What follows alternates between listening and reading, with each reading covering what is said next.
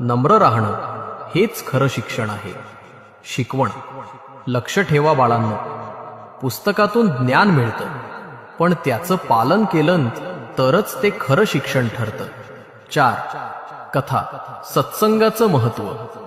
एका शिष्याने विचारलं, स्वामी, माझं मन नेहमी भटकतं, काय करू? स्वामी म्हणाले, मन स्वच्छ करायचं असेल तर सत्संग कर. सत्संग म्हणजे चांगल्या विचारांची संगत. शिकवण. ऐका रे बाळांनो, सत्संग म्हणजे मनाचं अन्न आहे. जिथे चांगले विचार तिथेच खरी शांती. 5. कथा. सेवेचं महत्त्व. एक भक्त म्हणाला, स्वामी, मी फक्त नामस्मरण करतो एवढंच पुरेसं आहे का? स्वामी म्हणाले, नामस्मरण उत्तम आहे, पण दुसऱ्यांची सेवा केलीस तर त्याचं फळ अधिक आहे. सेवा म्हणजेच जिवंत देवाची पूजा आहे. शिकवण.